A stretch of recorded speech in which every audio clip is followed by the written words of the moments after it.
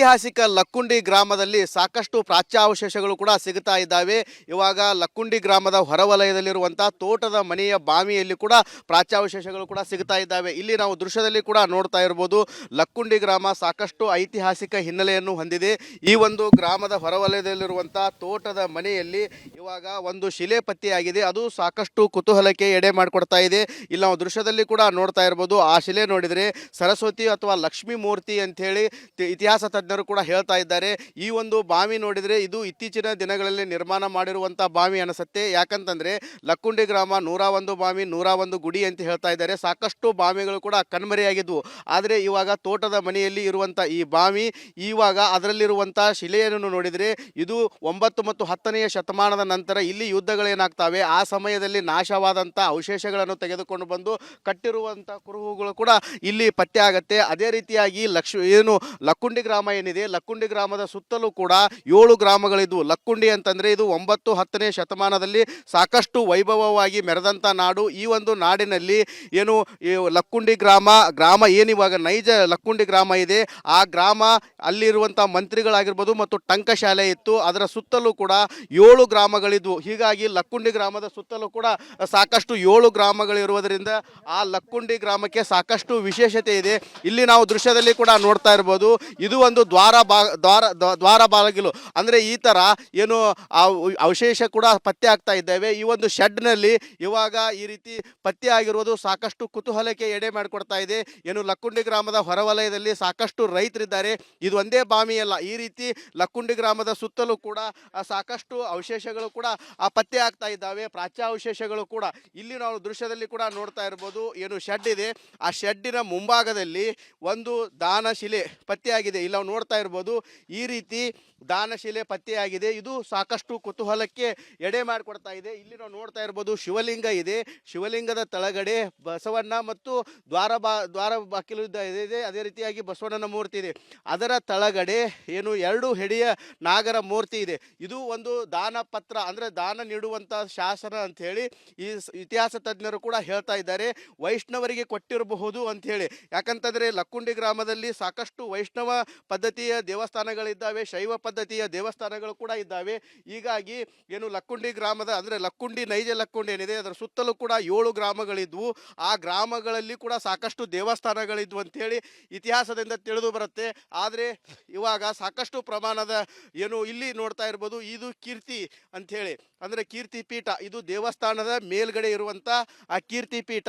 ಈ ಕೀರ್ತಿ ಪೀಠ ಈ ಶೆಡ್ನಲ್ಲಿ ಯಾವ ರೀತಿ ಹೇಗೆ ಬಂದಿದೆ ಅನ್ನೋದನ್ನು ಕೂಡ ನಾವು ನೋಡಬೇಕಾಗಿದೆ. ನಮಗೆ ಸಾಕಷ್ಟು ಕುತೂಹಲ ಕೂಡ ಎಡೆ ಮಾಡಿಕೊಡ್ತಾ ಇದೆ.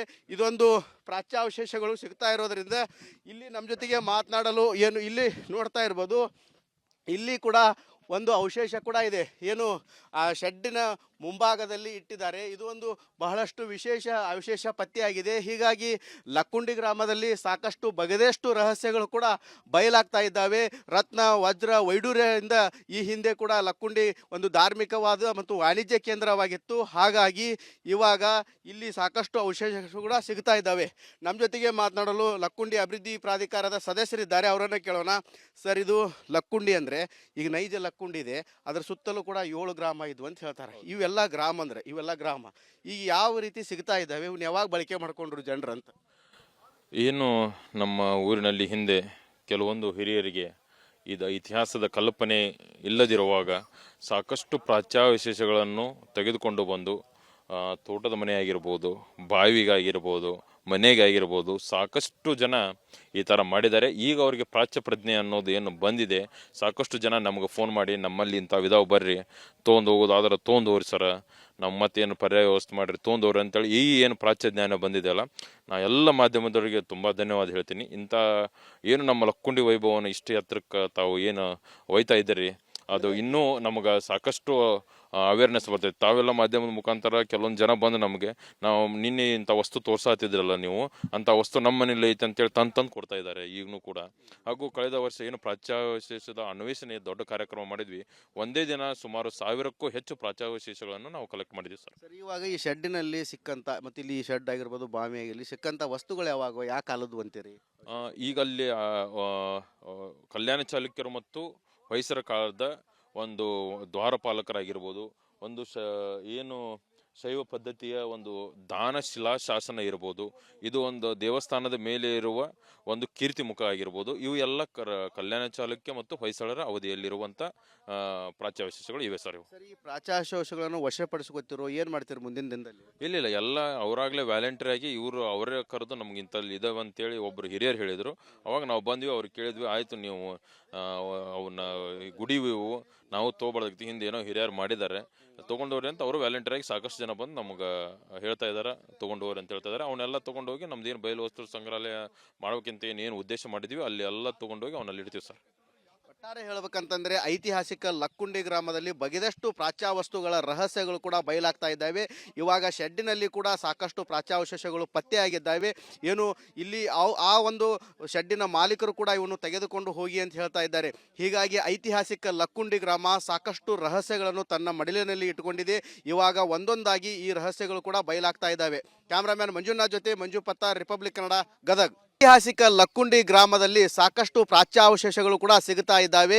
ಇವಾಗ ಲಕ್ಕುಂಡಿ ಗ್ರಾಮದ ಹೊರವಲಯದಲ್ಲಿರುವಂಥ ತೋಟದ ಮನೆಯ ಬಾವಿಯಲ್ಲಿ ಕೂಡ ಪ್ರಾಚ್ಯಾವಶೇಷಗಳು ಕೂಡ ಸಿಗುತ್ತಾ ಇದ್ದಾವೆ. ಇಲ್ಲಿ ನಾವು ದೃಶ್ಯದಲ್ಲಿ ಕೂಡ ನೋಡ್ತಾ ಇರ್ಬೋದು, ಲಕ್ಕುಂಡಿ ಗ್ರಾಮ ಸಾಕಷ್ಟು ಐತಿಹಾಸಿಕ ಹಿನ್ನೆಲೆಯನ್ನು ಹೊಂದಿದೆ.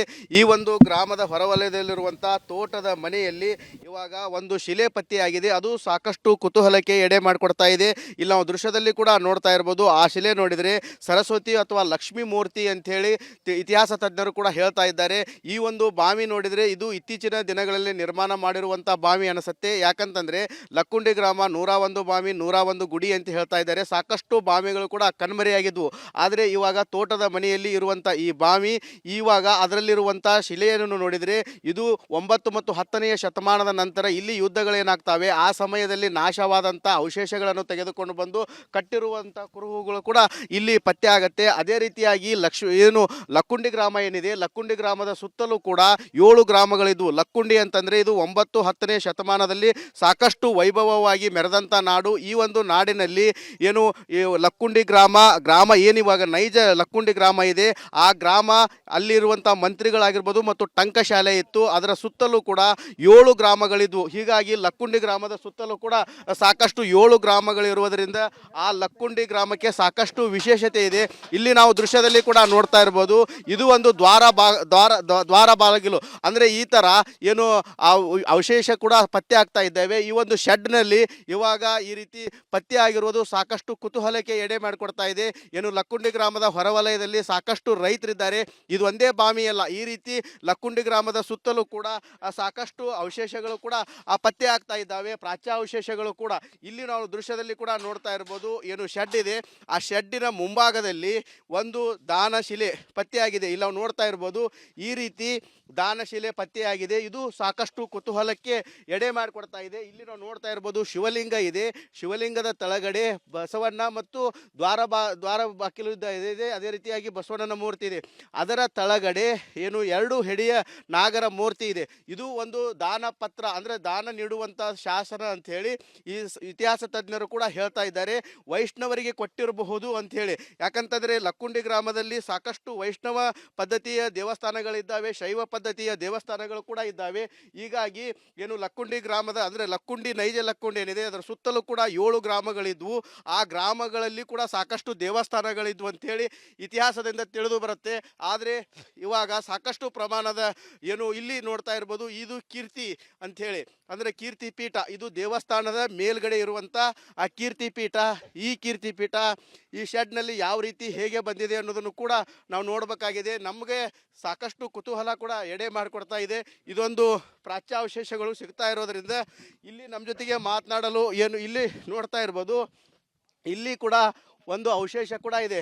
ಏನು ಆ ಶೆಡ್ಡಿನ ಮುಂಭಾಗದಲ್ಲಿ ಇಟ್ಟಿದ್ದಾರೆ. ಇದು ಒಂದು ಬಹಳಷ್ಟು ವಿಶೇಷ ಅವಶೇಷ ಪತ್ತೆಯಾಗಿದೆ. ಹೀಗಾಗಿ ಲಕ್ಕುಂಡಿ ಗ್ರಾಮದಲ್ಲಿ ಸಾಕಷ್ಟು ಬಗೆದಷ್ಟು ರಹಸ್ಯಗಳು ಕೂಡ ಬಯಲಾಗ್ತಾ ಇದ್ದಾವೆ. ರತ್ನ ವಜ್ರ ವೈಡೂರ್ಯದಿಂದ ಈ ಹಿಂದೆ ಕೂಡ ಲಕ್ಕುಂಡಿ ಒಂದು ಧಾರ್ಮಿಕವಾದ ಮತ್ತು ವಾಣಿಜ್ಯ ಕೇಂದ್ರವಾಗಿತ್ತು. ಹಾಗಾಗಿ ಇವಾಗ ಇಲ್ಲಿ ಸಾಕಷ್ಟು ಅವಶೇಷಗಳು ಕೂಡ ಸಿಗ್ತಾ ಇದ್ದಾವೆ. ನಮ್ಮ ಜೊತೆಗೆ ಮಾತನಾಡಲು ಲಕ್ಕುಂಡಿ ಅಭಿವೃದ್ಧಿ ಪ್ರಾಧಿಕಾರದ ಸದಸ್ಯರಿದ್ದಾರೆ, ಅವರನ್ನು ಕೇಳೋಣ. ಸರ್, ಇದು ಲಕ್ಕುಂಡಿ ಅಂದರೆ ಈಗ ನೈಜ ಲಕ್ಕುಂಡಿ ಇದೆ, ಅದರ ಸುತ್ತಲೂ ಕೂಡ 7 ಗ್ರಾಮ ಇದ್ವು ಅಂತ ಹೇಳ್ತಾರೆ. ಇವೆಲ್ಲ ಗ್ರಾಮ ಅಂದರೆ ಇವೆಲ್ಲ ಗ್ರಾಮ ಈಗ ಯಾವ ರೀತಿ ಸಿಗ್ತಾ ಇದ್ದಾವೆ, ಇವನ್ನ ಯಾವಾಗ ಬಳಕೆ ಮಾಡ್ಕೊಂಡ್ರು ಜನರು ಅಂತ? ಏನು ನಮ್ಮ ಊರಿನಲ್ಲಿ ಹಿಂದೆ ಕೆಲವೊಂದು ಹಿರಿಯರಿಗೆ ಇದು ಇತಿಹಾಸದ ಕಲ್ಪನೆ ಇಲ್ಲದಿರುವಾಗ ಸಾಕಷ್ಟು ಪ್ರಾಚ್ಯಾವಶೇಷಗಳನ್ನು ತೆಗೆದುಕೊಂಡು ಬಂದು ತೋಟದ ಮನೆ ಆಗಿರ್ಬೋದು, ಬಾವಿಗಾಗಿರ್ಬೋದು, ಮನೆಗಾಗಿರ್ಬೋದು ಸಾಕಷ್ಟು ಜನ ಈ ಥರ ಮಾಡಿದ್ದಾರೆ. ಈಗ ಅವರಿಗೆ ಪ್ರಾಚ್ಯ ಪ್ರಜ್ಞೆ ಅನ್ನೋದು ಏನು ಬಂದಿದೆ, ಸಾಕಷ್ಟು ಜನ ನಮಗೆ ಫೋನ್ ಮಾಡಿ ನಮ್ಮಲ್ಲಿ ಇಂಥ ವಿಧಾವ ಬರ್ರಿ ತೊಗೊಂಡು ಹೋಗೋದು ಆದ್ರೆ ತೊಗೊಂಡು ಹೋಗ್ರಿ ಸರ, ನಮ್ಮ ಮತ್ತೇನು ಪರ್ಯಾಯ ವ್ಯವಸ್ಥೆ ಮಾಡಿರಿ ತೊಗೊಂಡು ಹೋಗ್ರಿ ಅಂತೇಳಿ ಈ ಏನು ಪ್ರಾಚ್ಯ ಜ್ಞಾನ ಬಂದಿದೆಯಲ್ಲ, ನಾ ಎಲ್ಲ ಮಾಧ್ಯಮದವರಿಗೆ ತುಂಬ ಧನ್ಯವಾದ ಹೇಳ್ತೀನಿ. ಇಂಥ ಏನು ನಮ್ಮ ಲಕ್ಕುಂಡಿ ವೈಭವನ ಇಷ್ಟು ಎತ್ತರಕ್ಕೆ ತಾವು ಏನು ಒಯ್ತಾ ಇದ್ದೀರಿ ಅದು ಇನ್ನೂ ನಮಗೆ ಸಾಕಷ್ಟು ಅವೇರ್ನೆಸ್ ಬರ್ತೈತೆ. ತಾವೆಲ್ಲ ಮಾಧ್ಯಮದ ಮುಖಾಂತರ ಕೆಲವೊಂದು ಜನ ಬಂದು ನಮಗೆ ನಾವು ನಿನ್ನೆ ಇಂಥ ವಸ್ತು ತೋರ್ಸಾತಿದ್ರಲ್ಲ ನೀವು, ಅಂಥ ವಸ್ತು ನಮ್ಮ ಮನೇಲಿ ಐತೆ ಅಂತೇಳಿ ತಂದು ಕೊಡ್ತಾ ಇದ್ದಾರೆ ಈಗಲೂ ಕೂಡ. ಹಾಗೂ ಕಳೆದ ವರ್ಷ ಏನು ಪ್ರಾಚ್ಯಾವಶೇಷದ ಅನ್ವೇಷಣೆ ದೊಡ್ಡ ಕಾರ್ಯಕ್ರಮ ಮಾಡಿದ್ವಿ, ಒಂದೇ ದಿನ ಸುಮಾರು 1000ಕ್ಕೂ ಹೆಚ್ಚು ಪ್ರಾಚ್ಯಾವಶೇಷಗಳನ್ನು ನಾವು ಕಲೆಕ್ಟ್ ಮಾಡಿದ್ವಿ ಸರ್. ಸರ್, ಇವಾಗ ಈ ಶೆಡ್ಡಿನಲ್ಲಿ ಸಿಕ್ಕಂತ ಮತ್ತು ಇಲ್ಲಿ ಈ ಶೆಡ್ ಆಗಿರ್ಬೋದು, ಬಾವಿ ಆಗಿರಲಿ, ಸಿಕ್ಕಂತ ವಸ್ತುಗಳು ಯಾವಾಗ ಯಾವ ಕಾಲದ್ದು ಅಂತೀರಿ? ಈಗ ಅಲ್ಲಿ ಕಲ್ಯಾಣ ಚಾಲುಕ್ಯರು ಮತ್ತು ಹೊಯ್ಸಳ ಕಾಲದ ಒಂದು ದ್ವಾರಪಾಲಕರಾಗಿರ್ಬೋದು, ಒಂದು ಏನು ಶೈವ ಪದ್ಧತಿಯ ಒಂದು ದಾನಶಿಲಾ ಶಾಸನ ಇರ್ಬೋದು, ಇದು ಒಂದು ದೇವಸ್ಥಾನದ ಮೇಲೆ ಇರುವ ಒಂದು ಕೀರ್ತಿ ಮುಖ ಆಗಿರ್ಬೋದು, ಇವು ಎಲ್ಲ ಕಲ್ಯಾಣ ಚಾಲುಕ್ಯ ಮತ್ತು ಹೊಯ್ಸಳರ ಅವಧಿಯಲ್ಲಿರುವಂಥ ಪ್ರಾಚ್ಯಾವಶೇಷಗಳು ಇವೆ ಸರ್. ಇವು ಸರ್, ಈ ಪ್ರಾಚ್ಯಾವಶೇಷಗಳನ್ನು ವಶಪಡಿಸ್ಕೊತಿರೋ ಏನು ಮಾಡ್ತೀರಿ ಮುಂದಿನ ದಿನದಲ್ಲಿ? ಇಲ್ಲ ಎಲ್ಲ ಅವರಾಗಲೇ ವ್ಯಾಲೆಂಟರಿ ಆಗಿ ಇವರು ಅವರೇ ಕರೆದು ನಮ್ಗೆ ಇಂಥಲ್ಲಿ ಇದಾವೆ ಅಂತೇಳಿ ಒಬ್ಬರು ಹಿರಿಯರು ಹೇಳಿದರು. ಅವಾಗ ನಾವು ಬಂದ್ವಿ, ಅವ್ರಿಗೆ ಕೇಳಿದ್ವಿ, ಆಯಿತು ನೀವು ಅವನ್ನ ಗುಡಿವು ನಾವು ತೊಗೊಬಾರ್ದು, ಹಿಂದೆ ಏನೋ ಹಿರಿಯರು ಮಾಡಿದ್ದಾರೆ ತೊಗೊಂಡವ್ರಿ ಅಂತ ಅವರು ವ್ಯಾಲೆಂಟರಿಯಾಗಿ ಸಾಕಷ್ಟು ಜನ ಬಂದು ನಮ್ಗೆ ಹೇಳ್ತಾ ಇದ್ದಾರೆ ತೊಗೊಂಡವ್ರಿ ಅಂತ ಹೇಳ್ತಾ ಇದ್ದಾರೆ. ಅವನ್ನೆಲ್ಲ ತೊಗೊಂಡೋಗಿ ನಮ್ದು ಏನು ಬಯಲು ವಸ್ತು ಸಂಗ್ರಹಾಲಯ ಮಾಡೋಕ್ಕಿಂತ ಏನು ಉದ್ದೇಶ ಮಾಡಿದ್ವಿ ಅಲ್ಲಿ ಎಲ್ಲ ತೊಗೊಂಡೋಗಿ ಅವನಲ್ಲಿ ಇಡ್ತೀವಿ ಸರ್. ಒಟ್ಟಾರೆ ಹೇಳ್ಬೇಕಂತಂದ್ರೆ ಐತಿಹಾಸಿಕ ಲಕ್ಕುಂಡಿ ಗ್ರಾಮದಲ್ಲಿ ಬಗೆದಷ್ಟು ಪ್ರಾಚ್ಯಾವಸ್ತುಗಳ ರಹಸ್ಯಗಳು ಕೂಡ ಬಯಲಾಗ್ತಾ ಇದ್ದಾವೆ. ಇವಾಗ ಶೆಡ್ಡಿನಲ್ಲಿ ಕೂಡ ಸಾಕಷ್ಟು ಪ್ರಾಚ್ಯಾವಶೇಷಗಳು ಪತ್ತೆಯಾಗಿದ್ದಾವೆ.